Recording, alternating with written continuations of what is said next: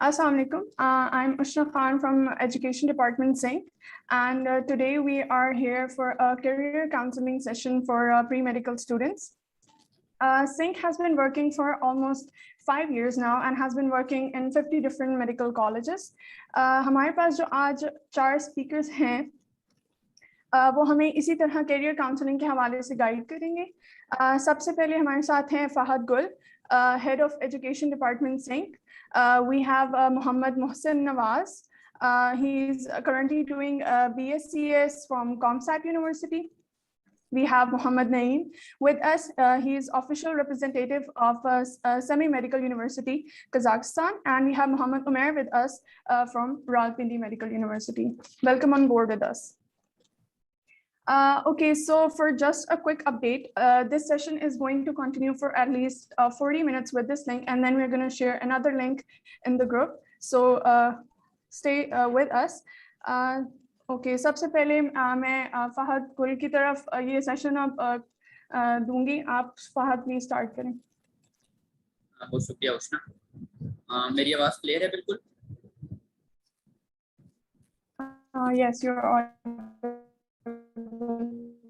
ये session basically हम sink की तरफ से करवा रहे हैं. सिंक एक ऐसी ऑर्गेनाइजेशन है जो कि 50+ मेडिकल कॉलेजेस में जो है इस वक्त काम कर रही है और पिछले 5 सालों से. और हम ना सिर्फ एजुकेशन डिपार्टमेंट में बल्कि हम जो है हेल्थ डिपार्टमेंट में भी काम करते हैं और सोशल वेलफेयर डिपार्टमेंट में भी हमारा काम होता है. तो without wasting any time I will come straight to the session. Session में सबसे पहले एक चीज़ तो बिल्कुल आपको क्लियर होनी चाहिए कि ये सेशन जो है ये सिर्फ इंफॉर्मेशन पर्पस के लिए. बाकी आपने अपना कैरियर अपनी लोकेलिटी के हवाले से, अपने फाइनेंशियल स्टेबिलिटी के हवाले से और अपने इंटरेस्ट के हवाले से डिसाइड करना है. हमारा काम ये है कि हम आपको एक डायरेक्शन प्रोवाइड करें, एक इंफॉर्मेशन प्रोवाइड करें कि हाँ ये इंफॉर्मेशन है और ये डायरेक्शन अवेलेबल हैं जिसमें आप सोच सकते हैं कि हमें इन कैरियर्स के ऊपर जाना चाहिए. बाकी अपने डिसाइड आपने खुद करना है, क्योंकि कोई भी आपको, ना सिर्फ हम बल्कि कोई भी आपको ये नहीं बता सकता कि आपको यहाँ जाना चाहिए. वो आपने खुद डिसाइड करना होता है. ये सिर्फ डायरेक्शन के लिए है. सबसे पहले तो एक चीज़ तो आप बिल्कुल क्लियर कर लें कि 3 चीज़ें होती हैं जिसकी बेस पे आप डिसाइड करते हैं कि आप किस कैरियर में जाते हैं. ये 3 चीज़ें इसलिए डिस्कस करना ज़रूरी है क्योंकि ज़्यादातर जो स्टूडेंट्स हैं वो ट्रेंड्स को फॉलो करते हैं. लेकिन ट्रेंड्स की बजाय आप कोशिश ये करें कि पहले इन 3 चीज़ों पर अपने आप को असेस करें, उसके बाद जो है अपने दूसरे कैरियर पे जाएं. उस 3 चीज़ों में सबसे पहले आपको चीज़ आती है वो है इंटरेस्ट. आपका इंटरेस्ट किस चीज़ में. अब ये तो सारे कहते हैं कि ठीक है इंटरेस्ट में जाना चाहिए, आपको पता भी होगा, लेकिन जो चीज़ मैटर करती है वो ये है कि आप इंटरेस्ट को अपने फाइंड किस तरीके से करते हैं. अब वो इस तरीके से है कि आप सबसे पहले ये देखें कि आप जो है आपका क्या काम करने का दिल चाहता है. आप किस काम को जो है बखुशी कर सकते हैं, किस काम में आपको जो है बोरियत फील नहीं होती. वो काम बेसिकली जो है आपका इंटरेस्ट में आता है. अब ये मल्टीपल चीज़ें हो सकती हैं. हो सकता है आपको जो है पेंटिंग करने में मज़ा आता हो सकता है आपको जो है ड्राइंग करने में मज़ा आता हो, आपको खाना बनाने में मज़ा आता हो, आपको टीचर या बनाने सिखाने में मज़ा आता हो, बोलने में मज़ा आता हो. मल्टीपल चीज़ें. तो अब इसमें ये किस तरीके से डिसाइड करना है कि आपका कैरियर कौन सा होना चाहिए. आप एक दिन आप MCAT आप कुछ ने दे दिया होगा, कुछ ने देना होगा, तो आप बैठें आराम से पूरा टाइम लें, क्योंकि ये आपकी पूरी ज़िंदगी का मामला है. आप लिस्ट बनाएं कि किन किन चीज़ों में आपका इंटरेस्ट है, आपको करने में मज़ा आता है, यानी आप बोर फील नहीं करते. आप देखेंगे आपके पास 5, 6 या 10 की लिस्ट आई जाएगी. उसमें से फिर आप जो है एक को सिलेक्ट करना है क्योंकि जो आप प्रोफेशन बना सकें. अब वो कौन सा होना चाहिए, तो आपने ये देखना है कि उस काम को ये ना हो कि आप एक दिन करें और बस ठीक है शौकिया कर रहे हैं, हॉबी के तौर पे ना, उसने आपको प्रोफेशन बनाना है आपने उसको. तो आपने ये देखना है कि वो काम आप अगले 50 साल तक करें. इमेजिन करें कि ये अगर काम मैं अगले 50 साल तक करता हूँ तो is it okay with me, या ये मैं सिर्फ हॉबी के तौर पर करता हूँ कि फारिग बैठा हो तो कर देता हूँ. तो ये बहुत इंपॉर्टेंट है. उसमें से आपने लेट्स से कि 2 काम जो है एग्रीगेट कर लिया, आपने 2 डिसाइड कर ली कि मैं इनको अगर 40 साल तक भी करूँ तो I am okay with it. अब सेकंड पॉइंट, अगर सिर्फ और सिर्फ आप काम करते रहेंगे उसका कोई फायदा नहीं है, क्योंकि अल्टीमेटली जो कहते हैं कि सब कुछ जो है वो डिपेंड करता है कि आपकी गुजर बसर हो रहा है कि नहीं, कि आप पैसा कमा सकते हैं कि नहीं. तो ये भी बहुत इंपॉर्टेंट है कि जो चीज़ आप सिलेक्ट कर रहे हैं प्रोफेशन, उसमें से आप पैसा भी कमा सकें. क्योंकि अगर आप पैसा नहीं कमाएंगे तो अल्टीमेटली जो आपका शौकिया तौर पे तो करते रहेंगे, लेकिन जेब में पैसा नहीं होगा तो आपकी ज़िंदगी कैसे गुजरेगी. एक तो आपका इंटरेस्ट हो, सेकंड पॉइंट ये है कि आप उससे जो है वो पैसा भी कमा सकें. एंड थर्ड पॉइंट ये है कि आपकी उस फील्ड में एक्सपर्टी हो। ये क्यों ज़रूरी है? हो सकता है कि आपको जो है इंटरेस्ट बहुत ज़्यादा हो सकता है कि आपका इंटरेस्ट हो टीचिंग में, लेकिन आप देखें कितने टीचर बड़े बड़े हैं, तो अगर 1000 टीचर पहले हैं उसमें एक और भी ऐड हो जाएगा तो कोई क़यामत नहीं आ जाएगी। तो ये बहुत ज़रूरी है कि आप इस चीज़ को डिसाइड करें। तो अब वो आपकी एक्सपर्टी आपकी इतनी होनी चाहिए। अगर लेट्स से कि जब मैं एमबीबीएस कर रहा था तो मुझे ऐसा कोई डर नहीं था, क्योंकि मुझे पता था कि मेरी टीचिंग स्किल्स आज भी इतनी है और उस वक्त भी इतनी थी कि अगर मैं किसी भी फील्ड में टीचर बन जाऊं तो मैं उसके पीक पर पहुंच ही जाऊंगा। मुझे इतना अपनी टीचिंग स्किल्स पे कॉन्फिडेंस था। तो आप अगर टीचर बनना चाहते हैं या आप जो है कोई भी स्पीकर, कम्युनिकेशन स्किल्स आपकी बहुत अच्छी हैं, स्पीकर बनना चाहते हैं आप, इवन अगर आपको खाना पकाना आता है कि रेस्टोरेंट में आप अपना बिजनेस करना चाहते हैं, आपको ये कॉन्फिडेंस हो कि मार्केट में जितने लोग पहले से अवेलेबल हैं, मेरे पास इतनी एक्सपर्टी है उसमें कि मैं उनको कम्पीट कर सकता हूँ, मैं अपनी जगह बना सकता हूँ। तो स्कोप होता नहीं है ये अक्सर। अभी व्हाट्सएप में मैं देख रहा था काफ़ी ये क्वेश्चन थे कि स्कोप है कि नहीं। स्कोप किसी भी फील्ड का नहीं होता। इवन अगर मैं डॉक्टर हूँ तो अगर मुझे डॉक्टरी नहीं आती, मैं पेशेंट को ट्रीट नहीं कर सकता, तो स्कोप मेरा भी नहीं है। इवन अगर आप किसी शहर के एडमिनिस्ट्रेटर लग जाते हैं, आप पीएम बन जाते हैं, आप प्रेसिडेंट बन जाते हैं, आपको काम करना नहीं आता, स्कोप आपका भी नहीं है, तो लोग आपके पास नहीं आएंगे। अगर मैं डॉक्टर हूँ, मुझे पेशेंट से डील करना नहीं आता, मुझे ना ट्रीट करना नहीं आता, तो मेरी डिग्री तो कोई नहीं देखेगा। वो देखेंगे कि इसके पास स्किल है कि नहीं है। तो स्कोप स्किल का होता है, स्कोप किसी भी चीज का, किसी भी डिपार्टमेंट या फील्ड का नहीं होता। तो स्कोप को एक साइड पे रख दें। 3 चीजें, नंबर 1 पॉइंट आपका उसमें इंटरेस्ट हो, नंबर 2 पॉइंट उससे आप पैसा कमा सकें क्योंकि गुजर बसर करने के लिए जरूरी है, नंबर 3 पॉइंट उसमें आपकी एक्सपर्टी हो ताकि आप अपना स्कोप खुद बना सकें। ये 3 आप कोशिश ये करें कि आप अपना नोट पैड ले लें और 3 चीज़ों को लिख लें ताकि बाद में आप एमकैट के बाद अगर एमकैट आपका हो गया है तो आप उसको असेस कर सकें, क्योंकि आप अल्टीमेटली आपको खुद डिसाइड करना है, पूरा टाइम लें इसमें। अब आते हैं मेडिकल फील्ड की तरफ, जो आप लोगों का सवाल भी था, काफ़ी लोगों ने ये सवाल किया था कौन कौन से मेडिकल फील्ड है। ये मैं आपको पहले बता दूँ, ये सिर्फ मैं आपको इन्फॉर्मेशन प्रोवाइड कर रहा हूँ। इसमें जो भी जितनी भी एडमिशन्स हैं उनके एडमिशन की डेडलाइंस क्या हैं, कौन कौन सी यूनिवर्सिटी प्रोवाइड कर रही है, इस सेशन के एंड के बाद हमने प्रॉपर फाइल बनाई हुई है, वो आपके साथ शेयर की जाएगी। कौन सी यूनिवर्सिटी क्या प्रोवाइड कर रही है, जितनी हमें जाहिर सी बात हमारे एक्सेस में थी, बाकी हो सकता है और भी हो, और उसकी क्या डेडलाइन है वो फाइल आपके साथ शेयर कर दी जाएगी। तो इस पर परेशान नहीं होना। कौन कौन सी फील्ड है? डीपीटी डॉक्टर फिजियोथेरेपी, इनका काम क्या होता है कि कोई भी मसल में आपको क्रैम्प हो गया या फिर आप देखना होगा स्पोर्ट्स हो गए, स्पोर्ट्स जितने भी होते हैं आपने देखा कोई भी मैच हो वो तो उसमें एक बंदा बैग लेता हुआ भागता हुआ आता है कि अगर किसी भी बॉलर को चोट लग जाए, वो बेसिकली फिजियोथेरेपिस्ट होता है। या फिर हर डॉक्टर में ऑर्थोपेडिक्स के पास फिजियोथेरेपिस्ट होता है। तो आपने हर फील्ड को इस तरह एसेस करना है कि क्या काम करने में आपको मजा आएगा। अब डीपीटी का काम है फिजियोथेरेपी का, वो क्या होती है आप लोगों को पता ही है। अगर उसमें आपका इंटरेस्ट है, काम करने में इंटरेस्ट है, पोस्ट को छोड़ें, कितने पैसे मिलेंगे, पैसों को छोड़ें, नंबर 1 पॉइंट आपने जो है इंटरेस्ट में देखना है। अगर आपका इंटरेस्ट है जा सकते हैं, नहीं है तो नहीं जा सकते। अब इसका स्कोप अगर कहाँ काम कर सकते हैं, गवर्नमेंट में किसी गवर्नमेंट कॉलेज यूनिवर्सिटी में हॉस्पिटल में होती हैं, अब शायद सारों में हो जाए, प्राइवेट में भी होती हैं। बाकी बाहर मुल्क किसका स्कोप है, स्पोर्ट्स टीम के साथ हो सकते हैं, आर्मी वालों के साथ हो सकते हैं, वो आप नेट पे सर्च करेंगे आपको मिल जाएगी। ये सेशन बेसिकली आपको डायरेक्शन देने। दूसरा काम है फार्मेसी का। फार्मेसी का आपको लोगों को ये तो पता होगा कि कौन कौन सी इसका बेसिक लिंक जो है मेडिसिन से होता है, और जो आपको नहीं पता इसका मार्केटिंग के साथ भी लिंक है। आपने देखो जितने भी डॉक्टर्स होते हैं उनके पास फार्मासिस्ट आते हैं कि हम जो है ये आपको मेडिसिन प्रोवाइड करते हैं, हमारी मेडिसिन ले लें और हमारी मेडिसिन प्रेस्क्राइब करें। वैसे होता तो ये लीगल है कि आप स्पेसिफिक कोई मेडिसिन प्रेस्क्राइब करें। तो इनका काम एक तो मेडिसिन से रिलेटेड और दूसरा इनका काम मार्केटिंग से रिलेटेड होता है। तो अगर आपका मार्केटिंग में इंटरेस्ट हो तो फिर आप कर सकते हैं। इसका काम भी फार्मासिस्ट का आगे मेनली तौर पे आपने देखा जो जहाँ पे फार्मेसी होती है, जहाँ से आप ड्रग्स वगैरह लेते हैं, मेडिसिन वगैरह लेते हैं, दूसरी तौर पे पाकिस्तान अक्सर के पास फार्मेसी की डिग्री नहीं होती, लेकिन हो सकता है करीब शायद एक दफा बात भी चुकी थी कि इसके प्रॉपर आप कानून बना देंगे कि जिसके पास फार्मेसी की डिग्री होगी सिर्फ वही फार्मेसी खोल सकेगा। तो उसका आप फार्मेसी का एज अ बिजनेस लेके चल सकते हैं।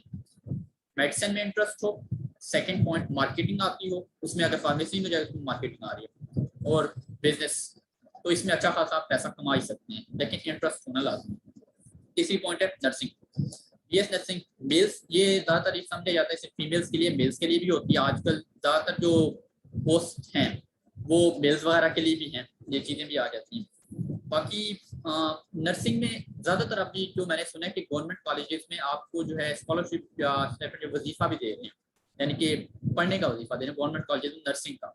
आप ये मैंने खबर सुनी थी, लेकिन आप इसको कंफर्म करें, इंटरनेट पर सर्च करें। इंटरनेट पर आपके पास बेहतरीन सहूलत है, उस पर सारी चीज़ें आ जाती हैं। तो नर्सिंग का आपको पता ही है मेन काम क्या होता है, ये है कि मेल नर्सिंग की भी काफ़ी सीट्स अवेलेबल होती हैं। तो ये जो स्टिग्मा है कि मेल को नहीं करनी चाहिए, तो इसकी कोई बेस नहीं है, तो मेल के लिए भी नर्सिंग कर सकते हैं। होता है बीएस प्रोग्राम्स। अब जितने भी आप सब्जेक्ट के नाम ले सकते हैं, सारों बीएस प्रोग्राम्स होते हैं। आप क्या लें, केमिस्ट्री है, बायो है, जोलॉजी है, बॉटनी है, बायोकेमिस्ट्री है, जितने बायोटेक्नोलॉजी है, जितने नाम लेते हैं। एक बीएस प्रोग्राम से मैं आपको पहले से बहुत क्लियर कर दूं, अगर आपका टीचिंग में इंटरेस्ट है देन आप बीएस प्रोग्राम्स में आए। क्यों, इस बेस पे कह रहा हूँ क्योंकि मेरे काफ़ी जानने वाले हैं जिन्होंने बीएस किया हुआ है, लेकिन उसके बाद जो पोस्ट आती है जो आप जॉब के लिए करते हैं ना, तो वो सिर्फ आपके पास टीचिंग के लिए आती है। दूसरा होता है रिसर्च एसोसिएट, ज़्यादातर फीमेल्स के लिए। अगर मेल्स हैं तो बायोटेक्नोलॉजी है, तो डिफरेंट कंपनीज हो सकते हैं, प्राइवेट में कहीं पे लग जाए, कहीं से कहीं ना कहीं उन्होंने रिक्वायरमेंट रखी हो, पॉसिबल। लेकिन जो गवर्नमेंट की ज़्यादातर जॉब्स होती हैं वो टीचर्स की, रिसर्चर्स, रिसर्च वाला एक पोस्ट होती है, तो आप ये कह लें कि ना होने के बराबर है। और टीचिंग की भी अगर 20 पोस्ट हैं तो उस पर 20,000 बंदे भी होंगे। वही बात है कि अगर आप बीएस में आ रहे हैं, बीएस प्रोग्राम्स में, तो आपको ये ध्यान में रखना चाहिए कि आपका टीचिंग में इंटरेस्ट हो, इतनी स्किल हो, अपने बस पे कुछ कर सकें।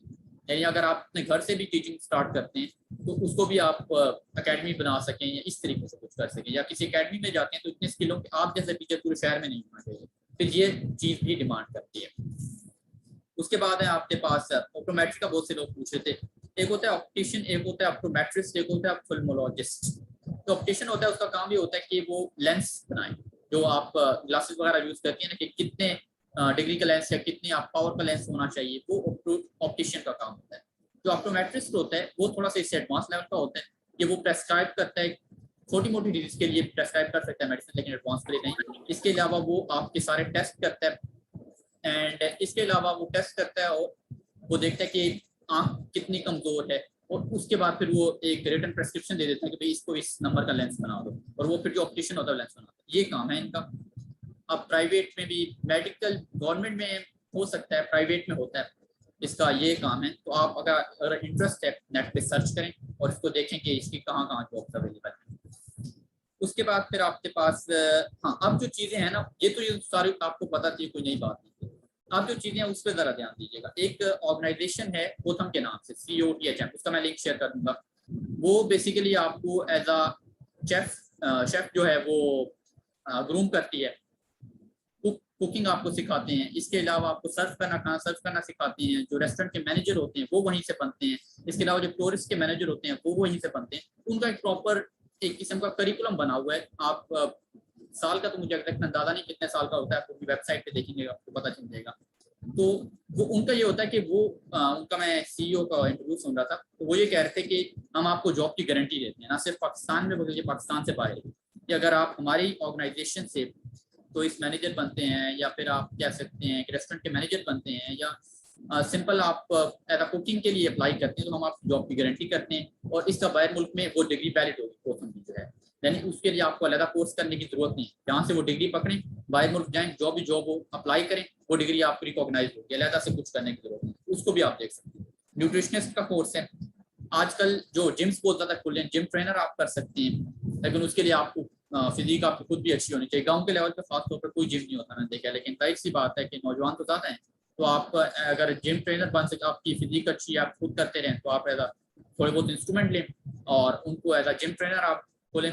सारे लोग आपके पास आएंगे, एक मंथली चार्ज रख लें, क्योंकि वो इंस्ट्रूमेंट ज्यादातर वन टाइम ही होते हैं भाई, खराब बहुत लेट ही होते हैं। बेसिक आप दे दें जो कि रिक्वायर्ड होते हैं। तो आई गेस ये एक बेहतरीन आप बिजनेस कर सकते हैं। न्यूट्रिशन, जितने भी न्यूट्रिशनिस्ट होते हैं वो जिम में रिक्वायर्ड होते हैं। आप देखें हमारी लोकेलिटी में 4-5 के सामने मेरे जिम है, तो उनको न्यूट्रिशनिस्ट रिक्वायर्ड होते हैं। और क्योंकि वो प्रॉपर प्रेस्क्राइब करें ना कि कितनी आपको क्या डाइट रिक्वायर्ड है, अगर आपने पतला होना है क्या करना है, मोटा होना है क्या करना है, ये सारे। तो ये आप इस लिहाज से। बाकी एक है आर्मी, खास तौर पर बॉयज़ के लिए। ISS भी आप कर सकते हैं, आपको पता होगा, सर्च करें नेट पे, सारी इन्फॉर्मेशन अवेलेबल है। मैं आपको डायरेक्शन दे रहा हूँ क्या क्या ऑप्शन है। इसके अलावा मेडिकल कैडेट का इस साल का IS रजिस्ट्रेशन हो गई है। मेडिकल कैडेट ये होता है कि आप आर्मी में एज अ डॉक्टर, जिस तरह हम गवर्नमेंट में एमबीबीएस करते हैं ना, वो आर्मी के एमबीबीएस करते हैं, उसके बाद एज अ डॉक्टर काम करते हैं। आप देख लीजिएगा इसको भी, और अगर इस साल हो गई रजिस्ट्रेशन तो नेक्स्ट ईयर आप इसको कंसिडर कर सकते हैं। एयरफोर्स में आप अप्लाई कर सकते हैं, प्री मेडिकल के बाद भी एयरफोर्स में अप्लाई कर सकते हैं, मैंने परफॉर्म किया। और आप नेवी में भी अप्लाई कर सकते हैं। तो ये आर्मी की पोस्ट हैं। और इसके अलावा आप CSS हैं, CSS का ऑप्शन आपके अवेलेबल है। अगर आप CSS करना चाहते हैं तो मैं रिकमेंड यही करूँगा, पॉलिटिकल अफेयर्स हो गया या फिर पाकिस्तान स्टडीज़ है या फिर इंग्लिश, इसमें आप BS करें। आपका इंटरेस्ट अगर हो, इंग्लिश अच्छी खासी होनी चाहिए आपकी, उसके बाद आप CSS करें। आप CSS के लिए कंप्लीट इन्फॉर्मेशन के लिए यूट्यूब चैनल है, उसका लिंक मैं जो है आपके साथ डिस्क्रिप्शन में सेशन के बाद शेयर कर दूँगा, सारी इन्फॉर्मेशन अवेलेबल है। उसके बाद आपके पास साइकोलॉजी है। साइकोलॉजी वैसे अगर देखा जाए BS होता है, आप कर सकते हैं, लेकिन पाकिस्तान में कभी उस तरह का रुझान नहीं आया कि कोई साइकोलॉजिस्ट के पास प्रॉपर जाए। बड़े शहरों में होगा एलीट क्लास में, लेकिन अभी तक उस तरीके से नहीं आया जिस तरीके से आप MBBS डॉक्टर क्लास जो जाता है। लेकिन बाहर बहुत स्कोप है। आप देखें बाहर में डिप्रेशन और एंजाइटी, इसका बहुत ज़्यादा रुझान होता है वहाँ पे। तो अगर आप इस तरीके से कर सकते हैं, आपका इंटरेस्ट भी होना चाहिए माइंड साइंस। मेरा पर्सनल तौर पर भी इंटरेस्ट है, लेकिन मैं इसको एज अ हॉबी कंसिडर करता हूँ। तो आप देख लें, अगर आप तो बाहर जा सकते हैं तो इस तरह आप कर सकते हैं। इसके अलावा बस ये एडमिशन की जितनी भी गाइडलाइन है वो आपके साथ शेयर कर दी जाएंगी। मेरी तरफ से आई गेस यही था। तो हम क्वेश्चन आपके एंड पे ले लेंगे। तो आई गेस उसने आप नेक्स्ट स्पीकर के लिए कह रहे हैं।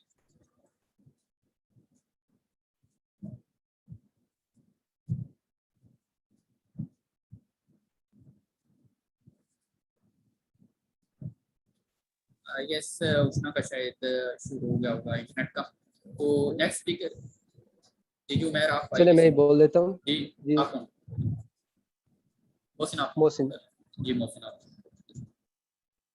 जी मैम, अस्सलाम वालेकुम। तो मैं कर रहा हूँ CS कर रहा हूँ। मेरा नाम मोहसिन सत्ती है। मैं CS कर रहा हूँ कॉमसेट से।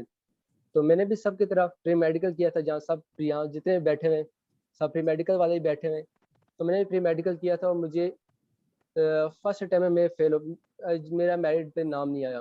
अपने मिशन में था ये कि मैं मेडिकल करूँगा, आगे बहुत आगे जाऊँगा, लेकिन मैं फेल हो गया, अपने मिशन में फेल हो गया। फिर उसके बाद मेरे बहुत अच्छे रिलेटिव हैं और मेरे दोस्त भी हैं। उन्होंने मुझे आगे मुझे बोला कि आप मेडिकल में अगर इतना ही दिल है, जाना क्यों चाहते हो मेडिकल में? क्या आपका पॉइंट क्या है, आपका मिशन क्या है, मेडिकल में क्यों जाना चाहते हो? मैंने बोला मेरे वालिदैन की खुशी है इसलिए मैं जाना चाहता हूँ। तो मेन चीज़ ये कि मेरा इंटरनली इंटरेस्ट नहीं था, मेरा इंटरेस्ट था मेरे नाम के साथ डॉक्टर लिखा जाए बस। बट अगर जब मैं अपने मिशन में फेल हो गया तो मुझे लगा कि मेरी ज़िंदगी ख़त्म है, बस I am done, I am nothing more. उस वक्त मुझे गाइड किया गया और मुझे पता चला कि ये बहुत बड़ी दुनिया है, बहुत चीज़ें इसमें, आप कुछ भी कर सकते हो। उसके बाद मुझे बहुत सी गाइडेंस के बाद मैं CS में गया। CS में जब मैं पहुंचा हूँ तो मुझे पता चला ये तो पूरा एक दरिया है, आप कहीं भी जा सकते हो, कुछ भी कर सकते हो। अब इसमें जानने का प्रोसीजर, क्योंकि जैसे मुझे गाइड किया गया मैं भी आपको उसी तरह गाइड करूंगा। अभी 2020 से पहले उस वक्त ये था कि अगर आप प्री मेडिकल के हो और आपने CS में जाना है या किसी और कंप्यूटर रिलेटेड फील्ड में जाना है तो आपको मैथ का पेपर देना पड़ता था। फर्स्ट ईयर सेकेंड ईयर दोनों का पेपर देना पड़ता था। लेकिन अब पॉलिसी चेंज हुई है। HEC का पॉलिसी ये है कि अगर आप एडमिशन लेना चाहते हो किसी भी कंप्यूटर रिलेटेड फील्ड में तो आपको सिंपली किसी भी यूनिवर्सिटी में आप जाओगे, वहाँ पे जब आप ये रजिस्टर करोगे कि आप प्री मेडिकल के स्टूडेंट हो, वो आपको सिंपली 2 एक्स्ट्रा कोर्सेज ऑफर करेंगे। कोई गवर्नमेंट की पॉलिसी ये है कि जब आपको ये कोर्स ऑफर किए जाएंगे इसके अंदर वो टॉपिक होने चाहिए जो फर्स्ट ईयर सेकेंड ईयर में हो, क्योंकि किसी भी कंप्यूटर रिलेटेड जो फील्ड है उसको पढ़ने के लिए हमें मैथ की बेस होना बहुत ज़रूरी है। तो ये आपके लिए है कि आप 1 साल के ड्यूरेशन में, एडमिशन होने के बाद 1 साल के ड्यूरेशन में आप ये 2 कोर्सेज आपने कवर करने हैं।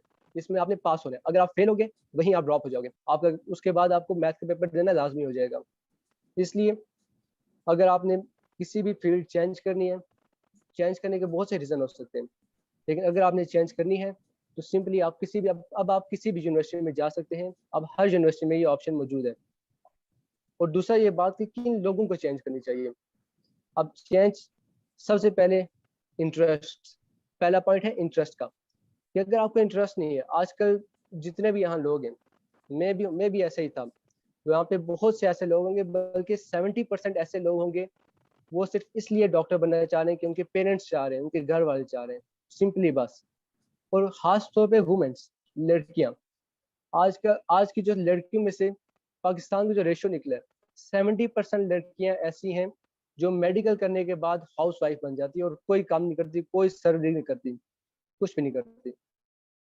अब बात यह है कि अब ये वो लोग हैं जो मेडिकल कर रहे हैं, गवर्नमेंट के ऑन बेसिस ऑफ गवर्नमेंट करेंगे क्योंकि अगर आप प्राइवेट करो तो बहुत ज़्यादा फीस है, और गवर्नमेंट के तौर पे आप करें और आपकी मंथली 30,000 इतनी ही आपकी फीस होगी। अब ये लोग वो हैं जो उन लोगों का हक मार रहे हैं जो करना चाह रहे हैं, उनके पास पैसे नहीं है, उनके पास ऐसी फैसिलिटीज नहीं थी कि आप आगे पढ़ सकें, आगे प्राइवेट में कर सकें या कुछ और कर सकें। मगर कुछ बैड लक, जिस तरह मेरे साथ बैड लक हुई थी, हमारी दफ़ा पेपर हम सब अच्छा दे के आए थे, मगर जब रिजल्ट बुरा आया, हमारा अनएक्सपेक्टेड रिजल्ट आ गया, अब हम आगे कुछ नहीं कर सकते थे। उस वक्त मैं यही कहूँगा कि अगर आपके अंदर पैशनेट नहीं है आप, अगर आप ये नहीं चाहते कि आप आगे ये पाकिस्तान को सर्व करें, आप डॉक्टर बन के आगे सर्व करें, तो कोई ज़रूरत नहीं है डॉक्टर बनने की। बहुत खजल है, बहुत ख्वारी है इस फील्ड में। ख्वारी इस अंदाज में कि आपको 5 साल सही रगड़ा लगेगा, सही आप पढ़ोगे, आप एज डॉक्टर आपका बनाया जाएगा। डॉक्टर वैसे नहीं बन सकता बंदा, उसके लिए बहुत सी कुर्बानियां देनी पड़ती हैं, घर से दूर रहना पड़ता है, बहुत कुछ करना पड़ता है। लेकिन जब आप डॉक्टर बन जाओ, अब जब आपके ऊपर पूरी गवर्नमेंट ने, हर इंस्टीट्यूशन ने पूरा आपके ऊपर इन्वेस्ट कर लिया, उसके बाद आप घर बैठ जाओ, ये तो कोई बात ना हुई। ये तो आप पैसे वेस्ट कर रहे हो, एनर्जी वेस्ट कर रहे हो। आपके वालिदैन आपको ये नहीं चाहते थे कि आपके ऊपर सिर्फ टैग लगे, वो चाहते हैं कि आप सर्व करो। ये सिर्फ एक टैग की बात नहीं है, आगे आप सर्व करो। अगर आप सिर्फ टैग चाहते हो, डॉक्टर के भी लग सकता है, आप पीएचडी करो, डॉक्टर बन जाओगे। लेकिन अगर आप पैशनेट हो, वो बच्चे जो पैशनेट हैं उनका हक ना मारो। अगर आप में कोई पैशनेट नहीं, आप अगर आप नहीं चाहते कि आप आगे पाकिस्तान को सर्व करें, आप एज अ डॉक्टर सर्व करें, तो छोड़ दो, आप मेडिकल करने का फायदा ही नहीं है। और दूसरी बात ये कि अगर आपने और दूसरी जो लेवल ऑफ इंटरेस्ट के बाद दूसरा कौन सा बंदा है जिसे आप जाना चाहिए, जिसे कंप्यूटर में इंटरेस्ट हो।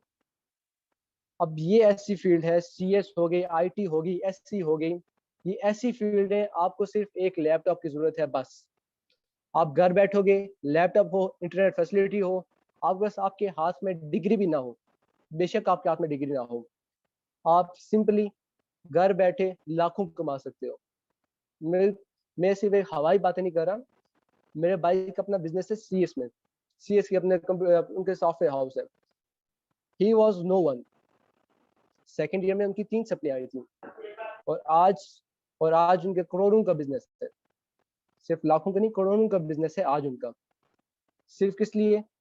उस वक्त उनके ऊपर बर्डन था। हर तरफ से आपको ताने तो मिलेंगे जब आप फील्ड चेंज करोगे, लेकिन जब आप उस फील्ड में आओगे, उसका स्कोप देखोगे, उसके बारे में देखोगे, क्या इसके अंदर है, क्या आपने बस उसके अंदर घुसना है और तबाही मचा देनी है यार।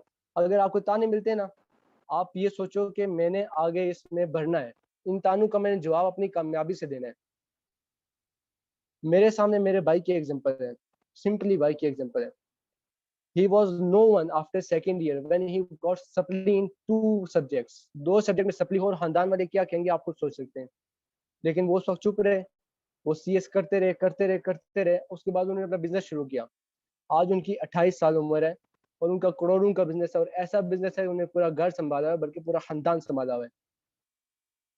अब दूसरी बात ये कि हमें चाहिए मोटिवेशन। मोटिवेशन कहीं से मिल सकती है, आप आस पास देखो, आपके पास बहुत सी मोटिवेशन होगी कि एक चावल बेचने वाला केएफसी जो है, जब आप केएफसी को देखते हो, उस बंदे का अपना चावल, वो काश्तकार था, एक फार्मर था, एक अपने उसका चावल बेचा करता था। फिर उसके बाद उसने एक रेहड़ी से शुरू किया, अपने चावल उसने चावल बेच के इतना बिजनेस कर दिया है, इतना बिजनेस कर लिया है कि आज सेवर फूड को हर बंदा जानता है, हर बंदा खाता है। अब ये उस अकेले की मेहनत है, और कहाँ से काम हो गया, अब उसके खानदान की नस्लें खा जा रही हैं। अब तीसरी बात, अगर आप मेडिकल में फर्स्ट चांस मिस कर देते हो, आप फर्स्ट चांस आपका मिस हो गया, आप आराम से बैठो, सुकून से बैठो, फुल फोकस होकर ये सोचो कि क्या मैं नेक्स्ट चांस में हो जाऊंगा, अगर हो भी गया तो क्या मेरा दिल है कि मैं आगे जाऊं, अगर फिर भी है, अगर आप इतने पैशनेट हो, आप you should go for second chance. लेकिन साथ ही साथ you can apply in any university, ये कहीं रिस्ट्रिक्शन नहीं है कि आप एमडी कैट भी दो यूनिवर्सिटी में अप्लाई ना करो, ऐसा कहीं रिस्ट्रिक्शन नहीं है, आप यूनिवर्सिटी में अप्लाई कर सकते हो। आप सिंपली यूनिवर्सिटी में अप्लाई करो, उसके बाद आप एमडी कैट की तैयारी करो, एक सेमेस्टर गुजरेगा, उसके बाद एमडी कैट आ जाएगा, एमडी कैट आप पेपर दो, अगर ना हुआ देन गो फॉर जिस चीज़ में आप कंप्यूटर रिलेटेड जो भी फील्ड है, जो भी बायो साइंसेस फील्ड है, जिस फील्ड में जाते हो उसमें बस आप घुस जाओ, पूरी ईमानदारी से करो, देखना आपको अल्लाह कामयाब करेगा। इसमें इंसान कुछ नहीं कर सकता, सिर्फ अल्लाह कामयाब करता है, वो किसी को भी इज्जत दे भी सकता है और इज्जत ले भी सकता है। अब उसके बाद फिर कोई भी बंदा, आई एम सेइंग कोई भी बंदा सीएस कर सकता है, सीएस करने के लिए कोई रिस्ट्रिक्शन नहीं है, कोई भी कर सकता है, सीएस कर सकता है, एसई कर सकता है, कंप्यूटर रिलेटेड हर फील्ड कर सकता है। अब मेरी फील्ड सीएस है, तो मैं उसके बारे में आपको थोड़ा बताना चाहता हूँ कि ये इसके अंदर है क्या, आप कैसे आगे बढ़ सकते हो। तो सीएस में बेसिकली आपको ये सॉफ्टवेयर डेवलपमेंट है, इसमें कंप्यूटर साइंस, सॉफ्टवेयर, एप्लीकेशंस, इस तरह की हर चीज इसमें आ जाती है। आपको समझ, आपको स्ट्रक्चर बेस हर चीज, आप सिंपली आप ही बैठे हो, आप डॉक्टर नहीं बने लेकिन आपके दिल में था मैं डॉक्टर बनूं, आप सीएस को यूज करते हुए डॉक्टर फील्ड में बहुत नाम कमा सकते हो। सीएस को यूज करते हुए आजकल जितनी भी न्यू टेक्नोलॉजीज आ रही हैं, उसमें सॉफ्टवेयर जितने आ रहे हैं, ये इन्हीं फील्ड से उठ के तो आ रहे हैं। डॉक्टर तो सिर्फ इन्हें यूज करते हैं, जितने भी डॉक्टर हैं उन्हें सिर्फ यूज करना सिखाया जाता है, बना कौन रहा है, सीएस वाले। और सीएस वाले, अगर आपने ये क्या आपने जॉब नहीं करनी, बेसिकली सीएस वाले, सीएस ऐसी फील्ड है, सीएस एससी ये दोनों मोस्टली रिलेटेड फील्ड है, ये ऐसी फील्ड है कि आप यहाँ बैठे आप सिर्फ एक गिग बनाओगे, मुख्तलिफ फ्रीलांसिंग की मुख्तलिफ आपके पास अपॉर्चुनिटीज होती हैं। आप एक बिग गिग बनाई, बाहर से कोई भी आपको एक क्लाइंट आके वो गिग देखेगा, और क्या पता अगर आपका वो इतना अच्छा हुआ, आपको कोई प्रोजेक्ट दे, वो आपका इतना अच्छा करो कि वो आपको यहाँ से बाहर मुल्क बुला ले, क्या पता वो आपको खुद यहाँ क्लाइंट, आज मेरे सामने एग्जांपल मौजूद है कि मेरा भाई कैसे ऊपर गया। तो मैं आपको ये बताता हूँ कि क्लाइंट मिलते कैसे। इसमें सिंपल ये होता है, आपको कोई एक क्लाइंट ऐसा मिल सकता है जिसको आप पे भरोसा हो जाए, वो आपको कहेगा कि मैं आपसे 50% पार्टनरशिप करता हूँ, और अब आप पाकिस्तान में अपना बिजनेस स्टार्ट करें, और इसी के अंदर आपके और बिजनेस स्टार्ट करें, मैं इन्वेस्ट करूंगा सारा, आप जो प्रॉफिट होगा हम 50-50 डिवाइड कर लेंगे। सिंपली आप बैठे बैठे बहुत बड़े से बड़ा बिजनेस स्टार्ट कर सकते हो, सिंपल। और अगर आप सीएस के बाद आप कोई भी बिजनेस करते हो, सीएस ऐसी फील्ड है, कोई भी बिजनेस कर सकते हो। अब आपके इसके आगे अपॉर्चुनिटीज क्या है, अपॉर्चुनिटीज क्या है मैं आपको वो बताता हूँ।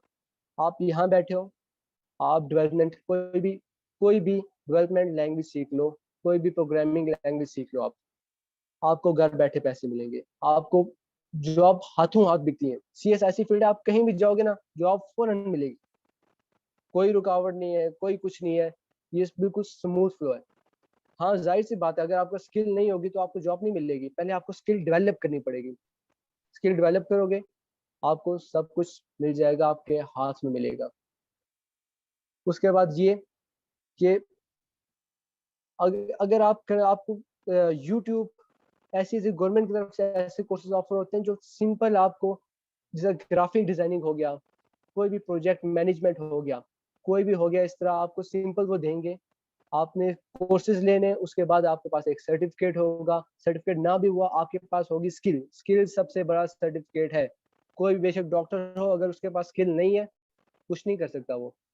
अगर आपके पास स्किल आ गई तो आप कहीं भी जाओ आप कर लोगे आराम सुकून से, आपको वो उठाएंगे और अच्छे खासे पैसे। अगर आपको ये कहना कि इस वक्त पूरी दुनिया में इस वक्त सबसे ज्यादा पैसे कौन कमा रहे हैं, डॉक्टर्स? नहीं, कोई ऐसे नहीं कह सकता डॉक्टर कमा रहे हैं। जो भी कर रहा है, सबसे ज्यादा अगर किसी फील्ड में पैसे हैं वो है computer science, computer based field. Simple है, अगर बहुत से लड़के ऐसे होते हैं उनको पैसे कमाने का होता है, यार मेरे पास पैसे हो, बिजनेस हो, मैं आगे लोगों की मदद कर सकूं, मेरे ऐसा बिजनेस हो कि मुझसे लोगों को एम्प्लॉयमेंट मिले, मैं लोगों को मैं लोगों के एम्प्लॉयमेंट का जरिया बनूं। वैसे लोगों के लिए ये बेस्ट है कि आप अपना बिजनेस स्टार्ट करें। सीएस में आप एक एक लैपटॉप से बिजनेस स्टार्ट कर सकते हैं। ये आपका एक लैपटॉप नहीं है, आपका एक पूरा बिजनेस है। सिंपल मैं आपको मोटिवेट कर सकता हूँ मैं आपको कि आप सीएस में आ जाए। सीएस में सिंपल आपको आपके पास ऑप्शन है, काफी ऑप्शन है। अगर आप सीएस में नहीं जाना सकते, आप कंप्यूटर बेस्ड कोई रिलेटेड फील्ड में जाना चाहते हो, तो आजकल कंप्यूटर बेस्ड बहुत सी फील्ड्स आ गई क्योंकि इसकी नीड बढ़ चुकी है। इसमें सबसे पहले हो गया सॉफ्टवेयर इंजीनियरिंग आ गई, ठीक है, वो पुरानी है। उसके बाद अब आ गया एआई आ गया, इंफॉर्मेशन एआई आ गया, आर्टिफिशियल इंटेलिजेंस आ गया। अब वो टोटली स्पेसिफाइड है आर्टिफिशियल इंटेलिजेंस के लिए। उसमें भी अगर आप करते हो, योर फ्यूचर इज सिक्योर्ड, बिल्कुल सिक्योर है अगर आप मेहनत भी करो। आजकल तो ये है कि बच्चे यूनिवर्सिटी जाते हैं, कुछ काम नहीं करते, सिंपल घर वापस आ जाते हैं। स्किल अगर आपके पास है, कोई भी स्किल है, बेशक घर बैठे आ जाए, आपका फ्यूचर बिल्कुल सिक्योर है। सिंपल सी बात है। अब इसमें एआई आ गई है, साइबर क्राइम आ गया, साइबर सिक्योरिटी का आ गया है, उसके बाद आईटी फील्ड आ गई है। ये 5 फील्ड मेन फील्ड है जो आप कंप्यूटर रिलेटेड कर सकते हो, और प्री मेडिकल के बाद फौरन आप उठा सकते हो। सिंपल आपको 2 एक्स्ट्रा सब्जेक्ट उठाने पड़ेंगे आपके, बेशक आप फर्स्ट सेमेस्टर में करो या सेकंड सेमेस्टर, आपने सिर्फ फर्स्ट पहले 1 साल एडमिशन होने के 1 साल के अंदर अंदर 2 सब्जेक्ट आपने क्लियर करने, जिसमें वो टॉपिक्स हों जो आपके फर्स्ट ईयर और सेकंड ईयर की मैथ में है। बस सिंपली आप आराम से उनसे कर सकते हो। इसके बाद बस यही कहूँगा, be passionate for becoming a doctor. अगर आप डॉक्टर बन गए तो सर्व भी करो। सिंपल डॉक्टर बनना, आम सिंपल डॉक्टर एक प्राइवेट बंदा भी कर सकते हैं यार। अगर एक सिंपल आपने डॉक्टर बनना ही है और उसके बाद हाउस वाइफ, मेनली मैं लड़कियों के लिए कह रहा हूँ, अगर आपने सिंपल डॉक्टर बनना है उसके बाद हाउस वाइफ ही बनना है, आपने कुछ और नहीं करना, तो प्लीज प्लीज प्लीज अपनी जगह छोड़ दें। अपने घर वालों से कहें अगर आपने यही हमारे साथ करना है तो हमें कोई और फील्ड दे दें। हम सिंपल फील्ड, आपको एजुकेशन ही चाहिए ना, आपको 16 साल की डिग्री चाहिए, हम वो कर लेंगे। आप हमें आप बस मुझे डिग्री करवा लें और मैं अपनी जगह किसी और के लिए छोड़ दूं। Simple is that. अगर आपने बिजनेस करना है तो आप छोड़ दें ये फील्ड। लड़कों के लिए जो कहते हैं कि हम, मेरे डॉक्टर का टैग होगा उसके बाद मैं बिजनेस करूंगा, टैग भी होगा, बिजनेस भी करूंगा, नाम मेरा बढ़ेगा, बिजनेस भी बढ़ जाएगा। काइंडली आप बिजनेस वैसे भी कर सकते हो, आप चाहे तो अभी इसी वक्त कर सकते हो। बस आप अगर आपने डॉक्टर बनना है तो पैशनेट हो जाओ, और अगर आपको पैशन नहीं है, आपने डॉक्टर से ही नहीं बनना, आपने आपने आगे जाके ये कहना है कि मेरा रिस्पॉन्सिबिलिटी नहीं ले सकता, मैंने प्राइवेट बस जाना है, पैसे कमाने हैं, ये करना है वो करना है, तो आप छोड़ दो यार। किसी दूसरे बंदे के लिए आप जगह छोड़ दो ताकि वो आगे मुल्क को सर्व कर सके। और बाकी सीएस से रिलेटेड और कंप्यूटर बेस्ड कोई भी जो भी प्रोग्राम है उनसे रिलेटेड अगर आपको कोई भी क्वेश्चन हो, आप ग्रुप में मैसेज कर सकते हैं। मैं आपको एज अ ब्रदर आपको पूरा समझाऊंगा, आपको पूरी काउंसलिंग करूंगा कि कैसे ये किस तरह हो सकता है, पूरा आपको वे दिखाऊंगा। I am not forcing you, मैं नहीं कह सकता कि आप ये ना करो, बस छोड़ दो, आप मेरी बात मानो, लेकिन मैं आपको एक वे दिखाऊंगा। आपने बस, अगर आपको वे सही लगे, क्योंकि हर इंसान के अंदर एक आवाज़ होती है जो उसे बताती है मैं सही चल रहा हूँ या गलत चल रहा हूँ। अगर आपको लगे कि वो वे आपके लिए बेहतर है, आप वो आजमा लो, आप उसमें चल पड़ो।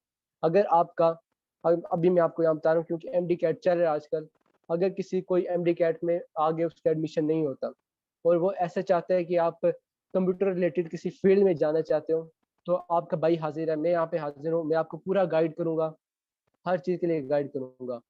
यहाँ पे बहुत सी यूनिवर्सिटीज़ हैं जो ऑफर कर रही हैं, बल्कि आजकल तो सब यूनिवर्सिटी ऑफर कर रही हैं क्योंकि ये नीड बन चुकी है। कॉमसेट्स, नस्ट, कास्ट, फास्ट, एवरीवन, हर हर जितनी भी यूनिवर्सिटीज हैं सब ये आपको ऑफर कर रही है क्योंकि उन्हें भी पता है ये नीड है हमारी। चलें अभी मैं एंड करता हूँ, अभी जो नेक्स्ट स्पीकर है वो अब बेशक मैं शुरू कर दें, और बाकी अगर कोई भी सवाल हो मैं इधर ही हूँ, आप एंड पे मुझसे पूछ सकते हैं। Thank you. अभी इस मीटिंग लिंक जो है वो खत्म हो रहा है, तो हम आपसे एक नेक्स्ट लिंक शेयर करते हैं ग्रुप में, तो आप उस पर ज्वाइन कर लीजिए sir.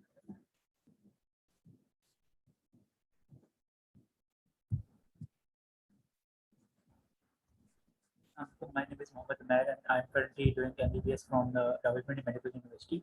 So I did repeat in the 2020 MCAT and उसके लिए मैं थोड़ा सा आपको गाइड ये करूँगा कि रिपीट किस किस को करना चाहिए। 3 मेरे टॉपिक्स होंगे।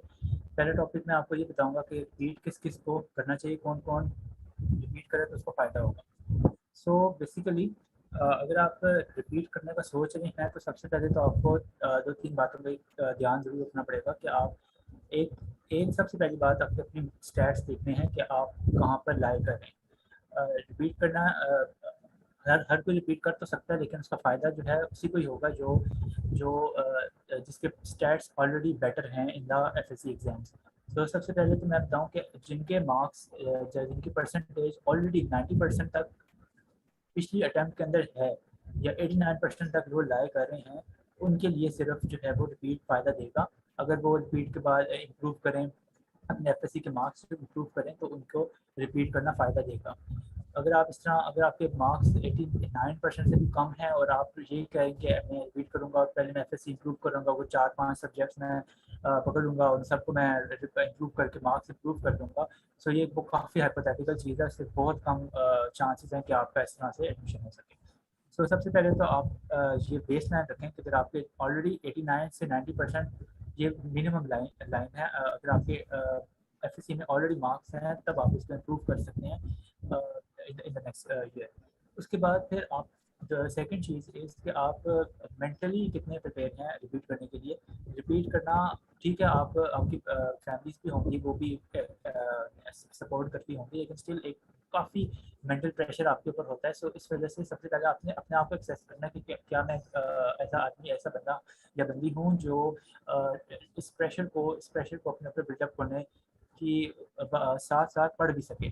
सो सबसे पहले अपने फैमिली प्रेशर देखना है। अगर आपका फैमिली प्रेशर ज़्यादा आपको ऊपर लगता है, आपकी फैमिली उसको सपोर्ट नहीं करेगी तो आप और स्टिल आपके मार्क्स भी इतने ज़्यादा नहीं हैं तो आपके लिए रिपीट करना फ़ायदेमंद नहीं होगा। सेकेंडली आपने जब आप रिपीट कर रहे होंगे तो आप there will be a phase, आपको डिप्रेशन हो सकता है, आपके ऊपर स्ट्रेस हो सकता है। आपने अगर इस साल भी नंबर गेन नहीं किए तो आपको जो है लाइक आप यू फील कि आपने जो है साल लूज़ कर लिया। तो इस वजह से आपका मेंटली स्टेबल होना बहुत ज़रूरी है अगर आपने रिपीट करना है। अगर आप मेंटली अगर स्टेबल नहीं है तो फिर आप पढ़ भी नहीं सकेंगे और फिर रिपीट का कोई फ़ायदा नहीं होगा। अच्छा, इसके अलावा फिर थर्ड बात ये होगी कि आपने जब अगर आपने प्लान बना लिया कि आपने रिपीट करना है तो सबसे पहले आपके ऊपर आपने अपने ऊपर बिलीव करना है और आपने कहना है कि अब नो रिग्रेट्स। आपने अपने आप को फॉरगिव करना है जो आपने गलतियां की या फिर जो आपने गलतियां नहीं की, इट्स ऑल गॉड्स विल। आपने अपने आप को प्रिपेयर करना है कि मैंने अपना और समझाना है अपने आप को कि मैंने 100% लास्ट ईयर भी दिया था, I am gonna give 100% this time again.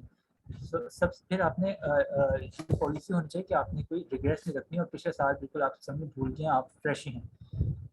उसके बाद फिर और फोर्थ पॉइंट आपका फिर ये होना चाहिए कि आप रिपीट कर रहे हैं कि आपके पास ओपन माइंड हो टूवर्ड्स डिफरेंट फील्ड्स। जैसे अभी बताया कि आपको कंप्यूटर साइंस से रिलेटेड और डिफरेंट पाथ गाइड भी आपको गाइड किया है। रिपीट करना सिर्फ एक ओपन गेम, एक ओपन एंड नहीं होना चाहिए आपके लिए। आपने आगे के लिए भी सोचना है। आपने एक ओपन माइंड रखते हुए प्लान करना है कि ये साल भी अगर एमबीबीएस में नहीं होता तो कहीं बिल्कुल ज़ाया ना हो जाए। सो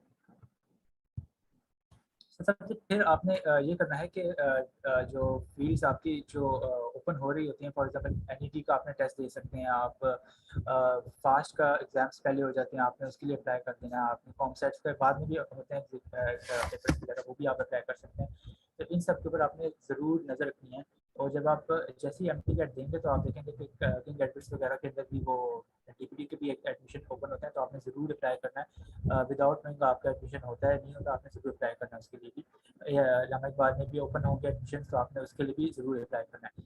तो ये चीज़ें आपने ओपन माइंड होकर सोचना है कि अगर आपका इस साल भी नहीं हुआ तो what are your other options. आपने दूसरी ऑप्शन ध्यान में ज़रूर रखनी है।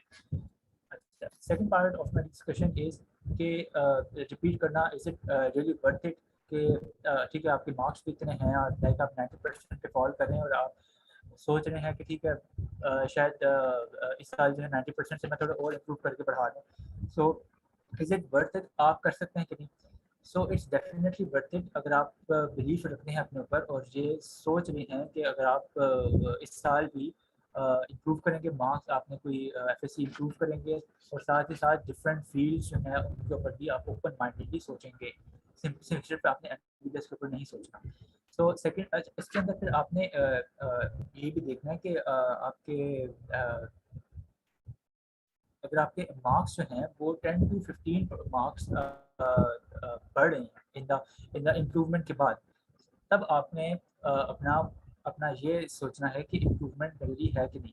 लाइक अगर इम्प्रूवमेंट आपके 1010 मार्क्स अगर या फिर 1000 नंबर्स आपके FSC के अंदर आ गए हैं, फिर आपने ये देखना है कि 1015 तक या 1020 तक सारे सब्जेक्ट्स रिपीट करने के बाद जो आपको लगें, सब सब्जेक्ट रिपीट नहीं करने, कुछ 2 से 3 सब्जेक्ट ही रिपीट करने हैं, लेकिन उनके मार्क्स ऐड करने के बाद अगर आप 1015 से 1020 तक आ रहे हैं, तब आप ये सोच सकते हैं कि मैं जो है ये कर सकता हूँ।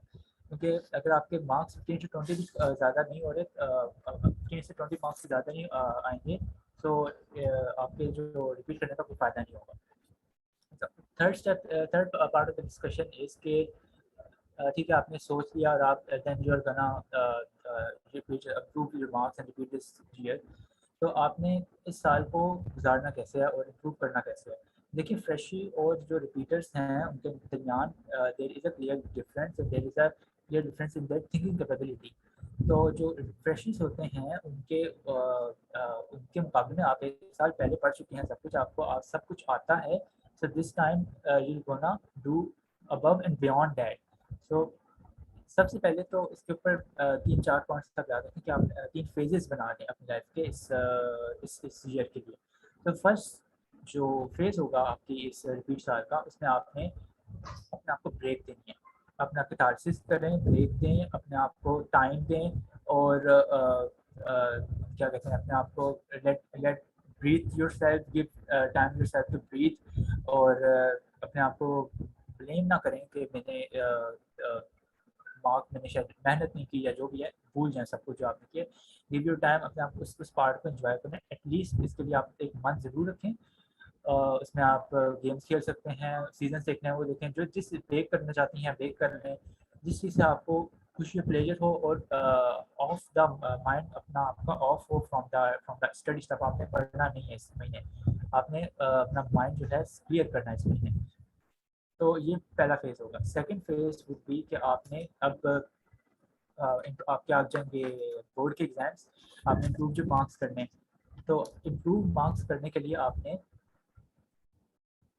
इम्प्रूव अगर मार्क्स आपने करने हैं तो उसके अंदर सोल फोकस आपका ये होना चाहिए कि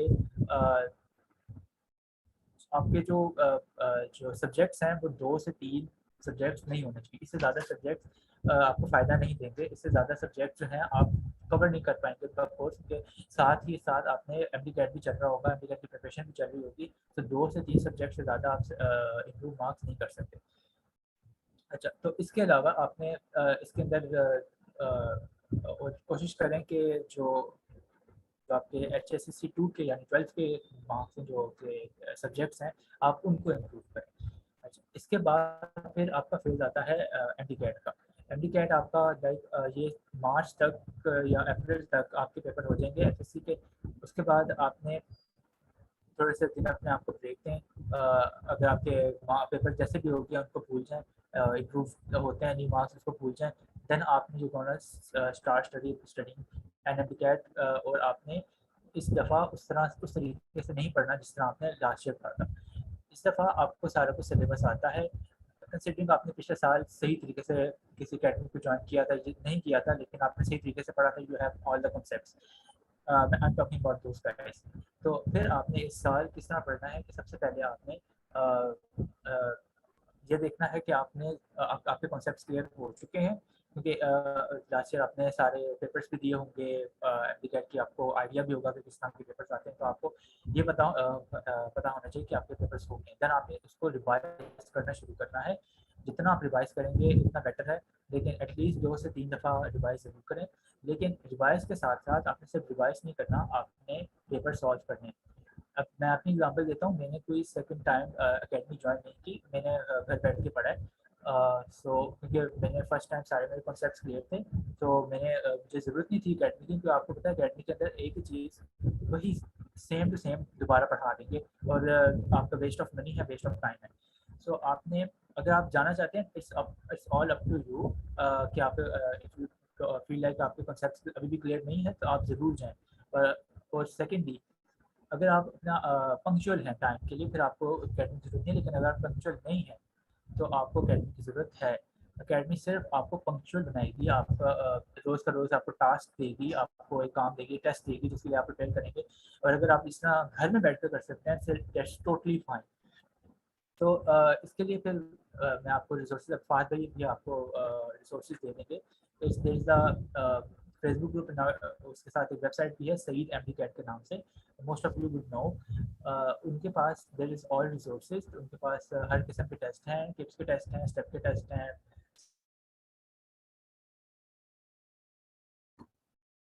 स्टार्स के टेस्ट हैं, यू नेम इट, हर किस्म के उनके पास टेस्ट हैं।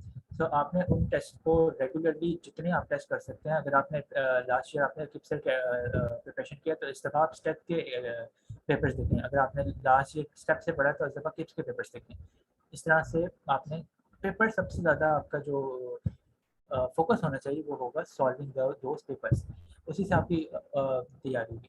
अच्छा, अब जब आप पेपर सॉल्व कर रहे होंगे तो हो सकता है आपके मार्क्स ना सही आ रहे हो। अच्छा, आप चेक भी खुद कर रहे होंगे, तो आपने सब एक तो बात यह है कि अपने आप से ऑनेस्ट होना और चीटिंग वगैरह नहीं करनी। तो फिर भी अगर आप देखते हैं कि मैं चीटिंग भी नहीं कर रहा और मैं फुल तैयारी के साथ, मुझे याद भी होता है, स्टिल मेरे जो एमसीक्यूज़ हैं वो उसमें मार्क्स कम आ रहे हैं, तो आपने घबराना नहीं है। ये चीज़ रिपीटर्स के साथ भी होती है, इस तरह से कि आप लोग घबरा के नहीं बैठ सकते इस बात के ऊपर कि आपके मार्क्स कम आ रहे हैं। तो आपने सबसे पहले देखना है कि उसके अंदर कौन सी आपकी मिस्टेक्स हुई हैं, उनको एक सेपरेट रजिस्टर पे लिखें। एक और बात मैं बता दूँ कि फिजिक्स के जो एग्ज़ाम वो होंगे, पेपर्स होंगे स्टेप्स के, अगर आप स्टेप्स कर रहे हैं तो उसके अंदर कुछ एक्स्ट्रा चीज़ें बताते हैं टिप्स से।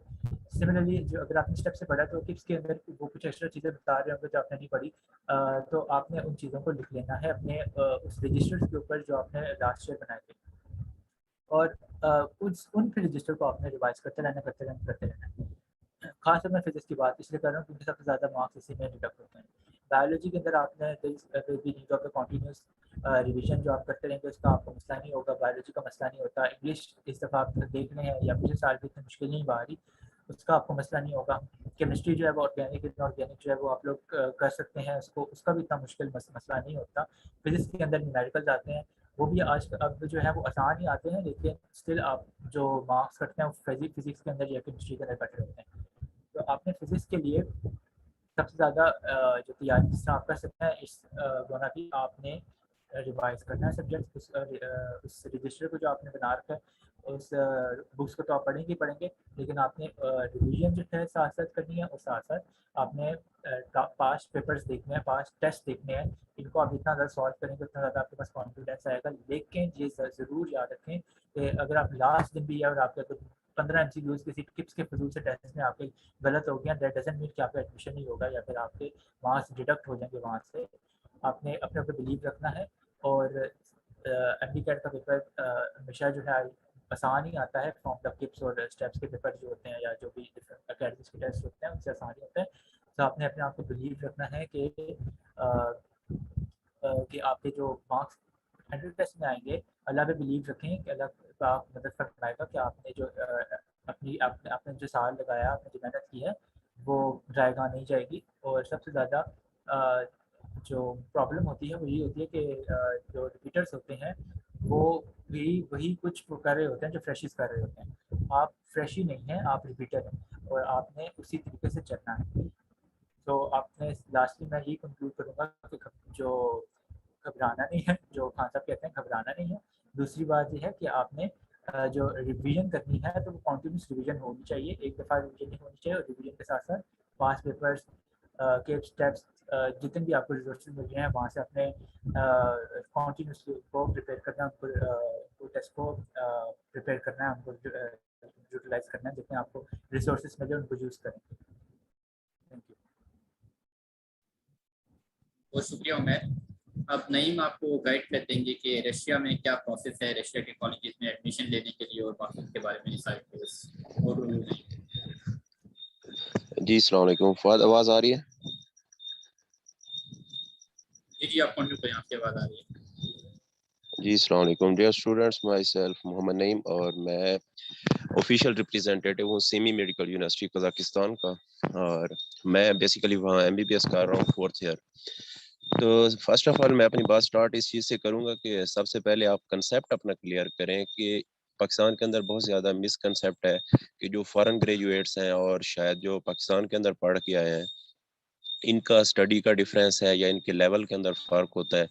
तो अभी रिसेंट जो एनएलई एग्ज़ाम हुआ है PMC ने कंडक्ट किया है, तो मोस्ट प्रोबेबली आप मोस्टली जानते होंगे कि उसके अंदर जो फॉरेन ग्रेजुएट्स पास होने का कोटा है या तादाद है वो ज़्यादा है। ऑलमोस्ट 78% उनका रिजल्ट आया है। तो इट मीन्स ये है कि स्टडी उनकी भी अच्छी है। तो सबसे पहले जो है एडमिशन प्रोसेस के बारे में आपको गाइड करता हूँ, देन आपको फीस स्ट्रक्चर्स और वहाँ की जो है फूड अवेलेबिलिटी, गर्ल्स के हवाले से सिक्योरिटी कैसी है, तो स्टेप बाय स्टेप आपको इन सब चीज़ों के बारे में जो है मैं गाइड करता हूँ। तो जो फॉरेन एडमिशंस है, लाइक जितनी भी स्टेट्स है, रशियन स्टेट्स, लाइक आप यूक्रेन देखें या कजाकिस्तान है, किर्गिस्तान है, ताजिकिस्तान है, तो ये अब PMC ने एक अच्छा स्टेप लिया है कि उन्होंने इनको अप्रूव कर दिया है। मींस के उन्होंने एक लिस्ट प्रोवाइड किया, PMC की वेबसाइट के ऊपर जाएं, वहाँ चेक करें। फॉरेन ग्रेजुएट्स कॉलेजेस में जाएंगे तो वहाँ उन्होंने A, B और C 3 लिस्ट प्रोवाइड कर दी है। तो अगर आप लिस्ट A के अंदर एडमिशन लेते हैं तो इट मीन्स आप पाकिस्तान से MBBS कर रहे हैं, आपने 5 साल का MBBS करना है और 1 साल की आपकी हाउस जॉब है। और सेम एज इट पाकिस्तान के अंदर यही होता है कि आपका 5 साल का MBBS है और साल की आपकी हाउस जॉब है। और पहले ये होता था कि जो फॉरेन ग्रेजुएट्स होते थे उनके लिए एक अलग से टेस्ट होता था, उनके लिए NEB एग्ज़ाम होता था, पार्ट 1, पार्ट 2 और 3 के अंदर वो वाइवा लेते थे। लेकिन अब जब से PMC कंडक्ट हुआ है तो इन्होंने जो है वो एग्ज़ाम ख़त्म कर दिया हुआ है। तो एक एग्ज़ाम है just NLE, national licensing exam, जो कि अगर कोई फॉरेन ग्रेजुएट है उसने पास करना है। अगर कोई पाकिस्तान में सरकारी पढ़ा है या कोई गवर्नमेंट से मतलब प्राइवेट्स के इंस्टीट्यूट से पढ़ा है तो सब ने वो टेस्ट पास करना है, उसके बाद उसको लाइसेंस मिलेगा। तो ये एक अच्छी अपॉर्चुनिटी है कि अगर आपका पाकिस्तान के अंदर एडमिशन हो जाए, इट्स जो है बेटर अपॉर्चुनिटी, और आप लोग ये लाजमी अवेल करें, मेहनत करें। लेकिन अगर आपका नहीं होता एडमिशन तो आप फॉरेन के बारे में ज़रूर सोचें, क्योंकि पहले तो चलो था कि मुश्किल थी, इंस्टीट्यूट का नहीं पता होता था कि कौन सा जो है रिकॉग्नाइज्ड है, कौन सी नहीं है। अब PMC ने कंट्री वाइज सबको रिकॉग्नाइज भी कर दिया हुआ है, लिस्ट प्रोवाइड कर दी हुई है। इवन ये भी क्राइटेरिया बता दिया कि अगर आप A में जाएंगे तो आपका क्या प्रोसीजर होगा पाकिस्तान में, B में जाएंगे, C में जाएंगे। तो फर्स्ट ट्राई करें कि आप लिस्ट A वालों में एडमिशन लें, तो वो समझे आप पाकिस्तान में ही पढ़ रहे हैं। ठीक हो गया। तो सेकंड चीज़ जो है फीस स्ट्रक्चर के हवाले से, आप देखें पाकिस्तान के अंदर अगर आपका गवर्नमेंट में हो जाता है तो वो आपकी फ़ीस ना होने के बराबर है। लेकिन अगर आप प्राइवेट सेक्टर में जाते हैं तो आपकी मिनिमम फ़ीस जो है तकरीबन 1 करोड़ प्लस। लास्ट ईयर जो थी 5 साल का जो स्केजल आया है वो 1 करोड़ 8 लाख का था। लेकिन अगर आप फॉरेन में MBBS करते हैं तो आपका मैक्सिमम पर सेमेस्टर का जो चार्जेस हैं, अगर आप वहाँ की नेशनल और सबसे अच्छी यूनिवर्सिटी में पढ़ते हैं तो आपकी फ़ीस आज के डॉलर के हिसाब के मुताबिक 3,60,000 पर सेमेस्टर है। तो मतलब अगर एनुअली देखें तो ये तकरीबन 7.5 लाख बन जाती है। ये आपकी ट्यूशन फ़ी है। और अगर पर मंथ खर्चा देखें कि आपका पर मंथ खर्चा कितना हो जाएगा, जिसके अंदर आपकी अकोमोडेशन भी है और खाने पीने का खर्चा है, तो मैक्सिमम जो है 15 से 20,000। $100 में आपका 3 टाइम का खाना है, और पाकिस्तानी जो है 6,000 7,000 में आपकी रिहाइश होती है पर मंथ की। तो 20,000 पाकिस्तान में भी रह के अगर आप कहीं हॉस्टल में रहते हैं तो आपका खर्चा हो जाता है, और वही खर्चा आपका बाहर होना है। और साथ क्योंकि मैथ्स की बात हो रही है तो हलाल फूड के हवाले से है। अगर आप किसी ऐसी यूनिवर्सिटी के अंदर जाते हैं जो कि वहाँ की नेशनल है, तो वहाँ हर कंट्री वालों के लिए अपना अलग से हॉस्टल होगा, उसकी अलग उसी तरह का प्रोटोकॉल होगा। लाइक पाकिस्तान से गर्ल्स जाती हैं, बहुत ज़्यादा लड़कियां वहाँ पढ़ रही हैं पाकिस्तान से। ऑलमोस्ट उस कंट्रीज़ के अंदर 9,300 जो है स्टूडेंट्स पढ़ रहे हैं, जिसके अंदर तकरीबन 2300 गर्ल्स वहाँ पढ़ रही हैं। तो गर्ल्स की प्रोटेक्शन के हवाले से उन्होंने सेम रूल्स बनाए हुए हैं जो कि पाकिस्तान के अंदर गर्ल्स हॉस्टल के अंदर होते हैं। ठीक है। और जो खाना है आपको बनाने वाले पाकिस्तानी को प्रोवाइड किए जाएंगे, पाकिस्तानी खाना आपको मिलेगा। हलाल फूड अगर आप बाहर से परचेज करते हैं ऊपर टैग लगा होगा, और ये जो स्टेट्स हैं लाइक रशियन स्टेट्स जितनी भी हैं, किर्गिस्तान, कजाकिस्तान, ताजिकिस्तान वगैरह, तो इसके अंदर 80% मुस्लिम्स हैं। आपको मजहबी कोई भी इशू नहीं होता।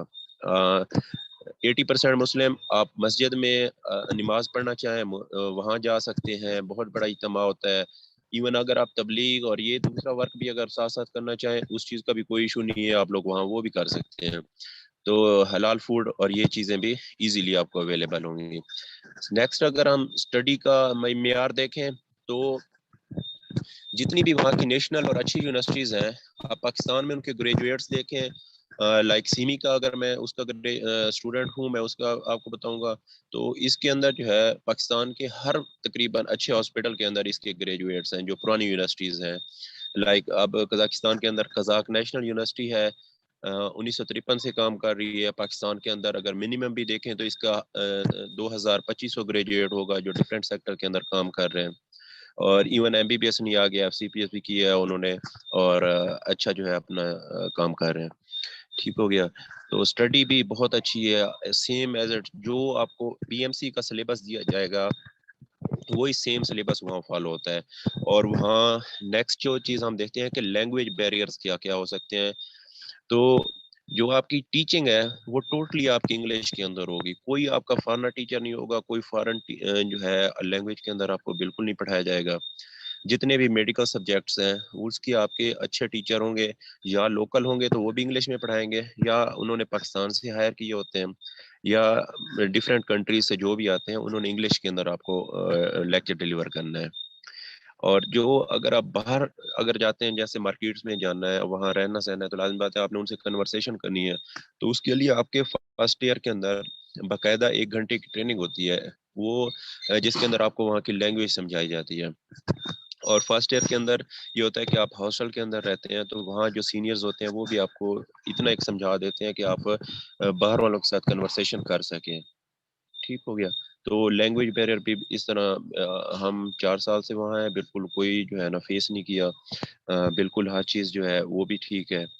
ठीक है। हलाल फूड के बारे में मैंने आपको गाइड कर दिया। फ़ी के हवाले से ये है कि अगर ये इट्स अप टू यू, अगर आप लोग देखें कि अगर पाकिस्तान में MBBS हो जाता है तो बेस्ट है। आप गवर्नमेंट सेक्टर को देखें, प्राइवेट सेक्टर का मैं कभी मशवरा नहीं दूंगा। जितना आपका उन्होंने डोनेशन लेना है, या डोनेशन शायद अब ख़त्म हो गया है PMC की वजह से, लेकिन वो फीस बहुत ज़्यादा कॉस्टली है उसकी। तो उतने में जहाँ आपके यहाँ से 2 साल होने या 3 साल होना है, वहाँ से आपका पूरा 5 साल का MBBS हो जाना है। टिकट कॉस्ट जो है वो भी बिल्कुल सस्ती है, नॉर्मल पाकिस्तानी 50,000 वन वे है। तो वो भी इतना ज़्यादा मतलब इशू नहीं है। नेक्स्ट प्रोसीजर आ जाता है कि आपका एडमिशन वहाँ होता कैसे है, आपको वीज़ा इशू होने के कितने % चांसेस होते हैं, आप वर्क के साथ स्टडी के साथ साथ वहाँ कुछ पढ़ भी सकते हैं, या जस्ट जो है ना आपने वहाँ स्टडी करनी है। तो उसके लिए ये है कि जो यूनिवर्सिटी के ऑफिशियल रिप्रेजेंटेटिव होते हैं, आपका उनके साथ कांटेक्ट होना है। आप उनकी ऑफिशियल वेबसाइट के थ्रू करें, पर्सनल कांटेक्ट के थ्रू करें, फेसबुक या वैसे भी आपको नंबर मिलने जाएंगे, या पाकिस्तान में कुछ कंट्रैक्टर्स होते हैं उनके थ्रू आप उनसे रब्ता कर सकते हैं। जस्ट ये है कि आपने उनको मैट्रिक FSC के जो है ओरिजिनल रिजल्ट कार्ड की प्रोवाइड करना है। विद इन 72 आवर्स, मतलब 3 डेज का टाइम मिलता है, जिसके अंदर यूनिवर्सिटी की तरफ से आपको ऑफिशियल जो है एडमिशन लेटर मिलता है। ठीक है। उसके ऊपर QR कोड स्कैन वाला होता है, जब आप स्कैन करेंगे तो आपकी यूनिवर्सिटी की ऑफिशियल वेबसाइट के ऊपर आपको हर चीज़ प्रोवाइड कर दी जाएगी कि आपका नाम ये, आपका ये कंट्रैक्टर है, आप MBBS करने के लिए आ रहे हैं, आपका ये ड्यूरेशन होगा। तो ये सारी चीज़ें ऊपर मेंशन होती हैं। तो नेक्स्ट स्टेप होता है वीज़ा के लिए। तो जब आप यूनिवर्सिटी को $300 पे करेंगे, आपके वो इनविटेशन के होंगे, यूनिवर्सिटी आपको इनवाइट करेगी, एक इनविटेशन पेपर देगी कि आप जो है ना हम आपको MBBS के लिए ऑफर कर रहे हैं, तो आप यहाँ के अपना MBBS करें। तो उसके लिए है कि वो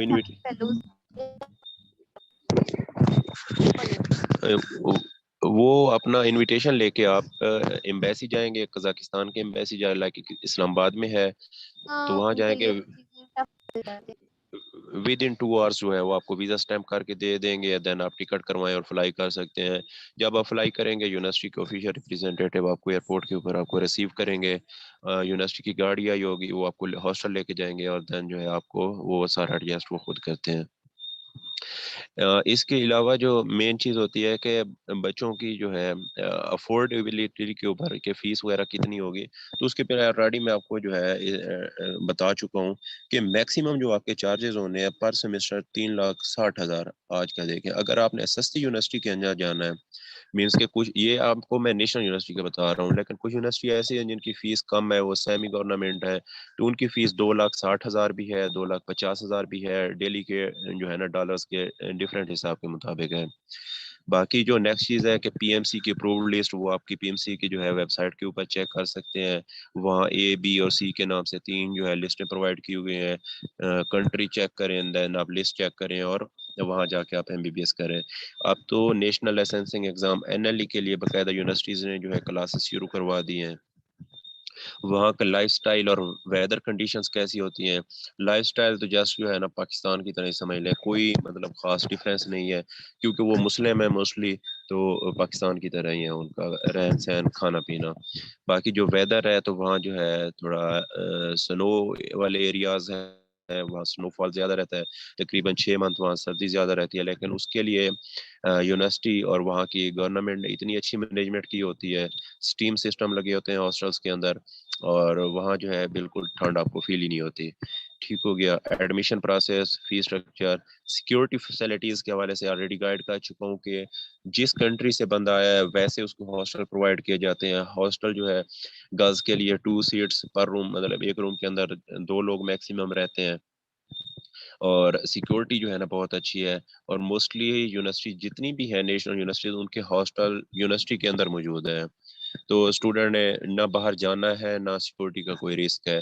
और सेकंड फर्स्ट बात यह है कि जो अगर ऐसा सीन है होता भी है, तो वहाँ की जो पुलिस है वो ऑलरेडी, लेट्स सपोज के मोस्टली ऐसा होता है कि अगर वहाँ को उनको पता चले कि इस इलाके में कोई चोर आए हुए हैं, तो वहाँ की यूनिवर्सिटी ऑफ मैनेजमेंट पहले से जो है ना एरियाज भी मेंशन कर देती है, टाइमिंग भी मेंशन कर देती है कि आप इन जो है ना एरियाज में इस टाइम में मत जाएं, क्योंकि वहाँ कुछ जो है चोर आए हुए हैं या कोई भी मतलब इन्फॉर्म कर दिया जाता है, तो इसीलिए जो है स्टूडेंट ऐसा ही बाहर नहीं जाता। तो बाकी फर्दर जो है ना तकरीबन जितनी भी थी डिटेल्स मैंने आपको प्रोवाइड कर दी है। अगर आपको कोई भी जो है क्वेश्चन हो तो आप जो है पर्सनली कांटेक्ट कर सकते हैं, बाकी ग्रुप के अंदर पूछ सकते हैं। अभी क्वेश्चन आंसर का सेशन होगा, उसके अंदर मजीद जिसका भी जो क्वेश्चन हो मोस्ट वेलकम, आप पूछ सकते हैं। बाकी मैं इतना कहूँगा कि अगर आपका पाकिस्तान के अंदर एमबीबीएस नहीं होता और आपने एमबीबीएस ही करना है, तो देन आप प्राइवेट सेक्टर की बजाय फॉरेन मूव करें, क्योंकि बहुत सेफ भी है और सस्ता भी है जितनी भी स्टेट्स हैं। बाकी जो स्कॉलरशिप के हवाले से एक क्वेश्चन आ रहे थे ग्रुप के अंदर, तो उसका ये बताना चाहूँगा कि सिर्फ चाइना जो है प्रोवाइड कर रहा है, वो भी एचईसी की वेबसाइट के थ्रू, लेकिन उसके कुछ मुश्किलात हैं। एक तो उनके टेस्ट हैं वो पास करना थोड़ा डिफिकल्ट है, और सेकंड जो है मेन चीज़ है कि वो चाइनीज़ लैंग्वेज के अंदर एमबीबीएस आपको करवाएंगे, वो इंग्लिश में नहीं करवाएंगे। तो चाइनीज़ लैंग्वेज पढ़ना इतना टफ है, तो उसमें एमबीबीएस करना तो फिर बहुत ही मुश्किल है। इसलिए उस अपॉर्चुनिटी को आप अवेल आई थिंक सो ना करें। बेहतर ये है कि अगर किसी ने अब फॉरेन जाना ही है तो फिर स्टेट्स के अंदर मूव करें। और एक और बात भूल गया था कि अगर आपने स्टडी के साथ वर्क करना है देन आप यूक्रेन जाएं। यूक्रेन जो है अब तो उसको मिनी यूरोप का जो है टाइटल मिल चुका है, तो उसके अंदर ये सीन है कि आप वहाँ वर्क भी कर सकते हैं, और अगर आपके पास इन्वेस्टमेंट है, लाइक मैक्सिमम इन्वेस्टमेंट 5 से 6 लाख की, तो वहाँ एक आप गाड़ी सिंपली परचेज करें, और वहाँ जैसे पाकिस्तान में वूबर और करीम चल रही है, इस तरह वहाँ उनकी अपनी यंडेक्स और कुछ और कंपनीज है, वहाँ में अपनी गाड़ी रजिस्टर करवाएं, तो पर मंथ आप इजीली 60 से 70 हज़ार अर्न कर सकते हैं। और अगर आपकी गाड़ी लेट सपोज आपको, क्योंकि 6 साल का वहाँ एमबीबीएस है, तो अगर आप मतलब परमानेंट वहाँ रहते हैं तो आपकी वहाँ प्रॉपर्टी शो हो सकती है, वहाँ की आपको नेशनैलिटी भी मिल सकती है। तो ये यूक्रेन के लिए कुछ अच्छे ऑप्शंस हैं। लेकिन अगर आप किर्गिस्तान, ताजिकिस्तान या कजाक के अंदर जाएंगे, तो वहाँ आपको जॉब की अपॉर्चुनिटीज़ नहीं है। ये क्योंकि पाकिस्तान की तरह कंट्री है, इसकी जो है आप इवन कोई भी चीज़ देखेंगे तो आपको ये फील होगा कि आप पाकिस्तान में हैं। ठीक हो गया जी, थैंक यू सो मच। अगर किसी को कोई क्वेश्चन हो तो मोस्ट वेलकम, आप पूछ सकते हैं। ग्रुप के अंदर नंबर शेयर कर दिया जाएगा, जो इतने भी स्पीकर्स हैं उनसे आप जो है ना अपनी मुतल्लिका फील्ड्स का पूछ सकते हैं। Thank you so much.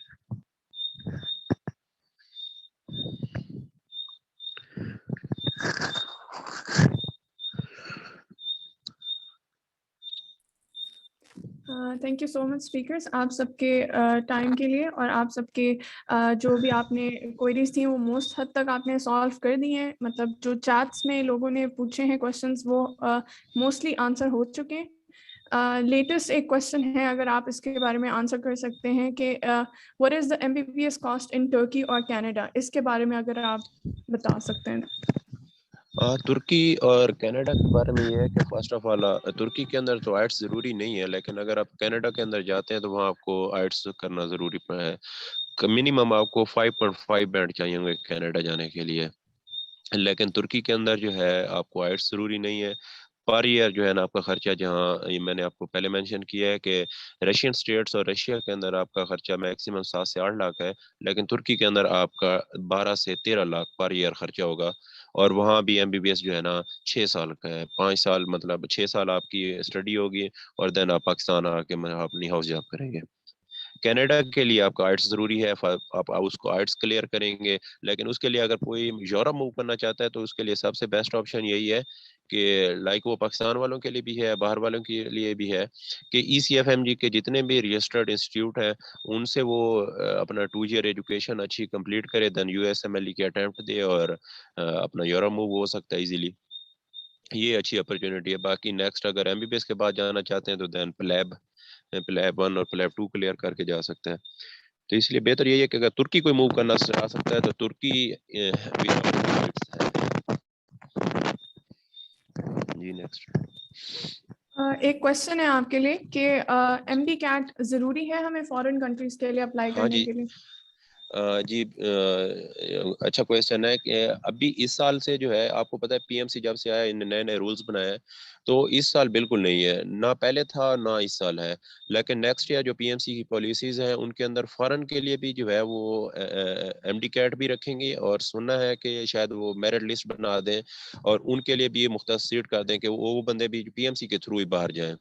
तो इस साल अच्छी अपॉर्चुनिटी है अगर कोई अवेल करे कि मतलब उनके पास जस्ट जो है 65% FSE में नंबर हो तो वो इजीली जा सकता है। लेकिन मेन चीज़ है अफोर्डेबिलिटी की, अगर कोई अफोर्ड कर सकता है खर्चा 7 से 8 लाख, लेकिन मोस्टली होते हैं कि जिनको इसके बारे में गाइडेंस नहीं होती, तो वो होप्स जो है गाइड कर दिया, तो जिसने जाना हो तो मोस्ट वेलकम। USAT के बारे में हमारे पास जो क्वेश्चन है वो यही है कि मतलब डिफरेंट यूनिवर्सिटीज़ के लिए USAT देना पड़ता है, तो उसके लिए क्या मतलब प्रिपरेशन कहाँ से की जाए? क्वेश्चन मेरे लिए ये जी USMLE के लिए कह रहे हैं? नहीं, USAT के बारे में अक्सर चैट में पूछा हुआ है सबने। सॉरी USAT के बारे में मुझे तो ऐसा कोई नहीं है।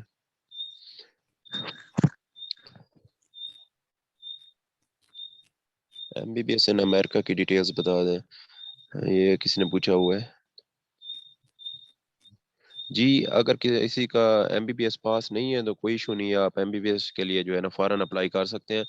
एज आई ऑलरेडी मेंशन के वहाँ जस्ट आपका FSE में 60% नंबर हो, FSE में 60% नंबर हो, आप फॉरेन की किसी भी कंट्री के लिए आप एलिजिबल है।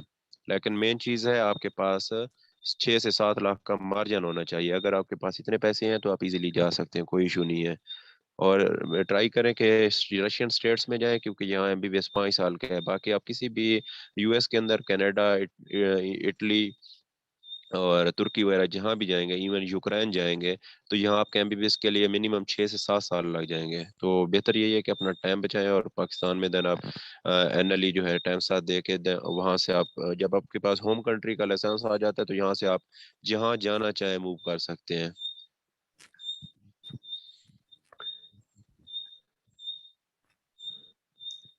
एक क्वेश्चन है फहद, आप इसको समराइज कर दें कि डिफरेंट जो फील्ड्स हम MBBS के अलावा अप्लाई कर सकते हैं और BDS के अलावा कोई भी जो जिन फील्ड्स में अप्लाई कर सकते हैं, एक समरी दे दें। जी, सबसे पहले तो अगर आपका MBBS में नहीं होता तो आपके पास BDS का ऑप्शन है। इसके अलावा आपके पास DPT का ऑप्शन है, फिर इसके अलावा DVM का ऑप्शन है, फार्मेसी का ऑप्शन है, इसके अलावा BS नर्सिंग का ऑप्शन है। जितने भी BS प्रोग्राम्स हैं, बायोटेक्नोलॉजी हो गया, बायोकेमिस्ट्री हो गया, बायोलॉजी होगा, जोलॉजी, बॉटनी, ये सारे BS प्रोग्राम्स के ऑप्शन हैं। इसके अलावा आपके पास जो है गौतम का मैंने बताया था, वो मैं वेबसाइट आपके पास लिंक शेयर कर दूंगा। वो बेसिकली जो है डिफरेंट जो रेस्टोरेंट मैनेजर्स होते हैं या टूरिस्ट मैनेजर होते हैं, इसके हवाले से उनका एक पूरा प्रोग्राम्स हैं, जिस तरीके से आप BS प्रोग्राम्स होते हैं इनके इस तरीके से प्रोग्राम्स हैं।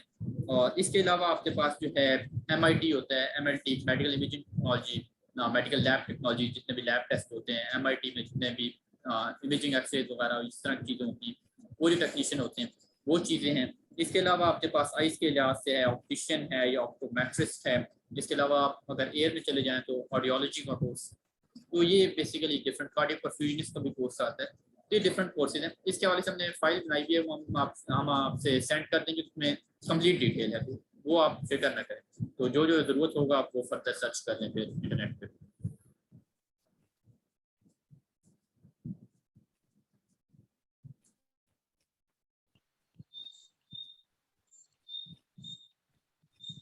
अच्छा, एक हमारे पास चैट में ये है कि दे वांट के हम ग्रुप का जो भी ये सारे हमारे पास स्पीकर्स हैं वो हम उनके फर्दर क्वेश्चंस भी आंसर करने के लिए अवेलेबल हों, क्योंकि ग्रुप में हमारे पास इस वक्त चेंज है सेटिंग्स। तो अगर हम इसके लिए कुछ कर सकते हैं फहद, तो डू गाइड।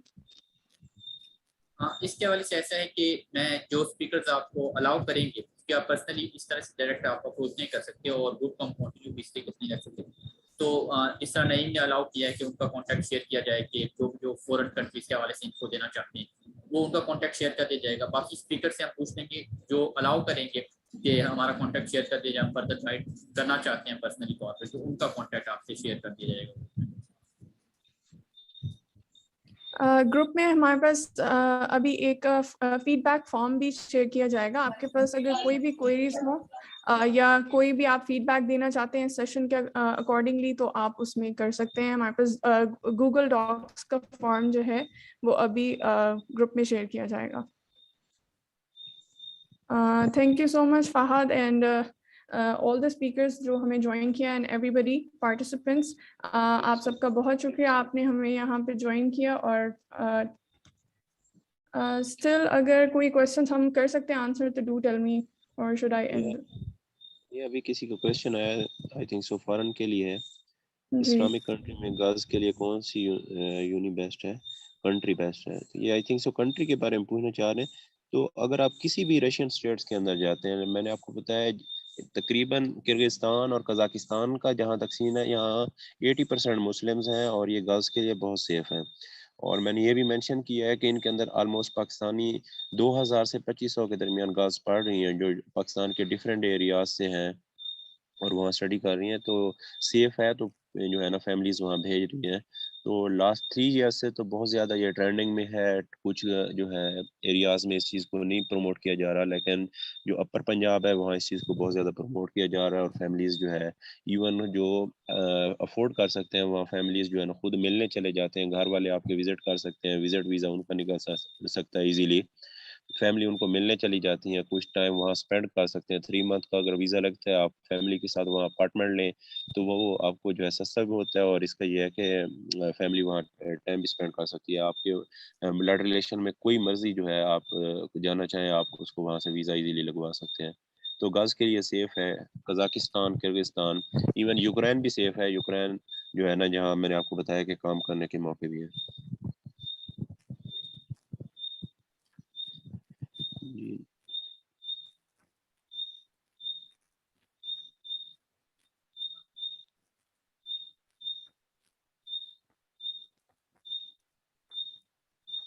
अगर किसी का और कोई क्वेश्चन हो तो मोस्ट वेलकम, वो पूछ सकते हैं। अभी मीटिंग एंड होने में कुछ मिनट्स हैं।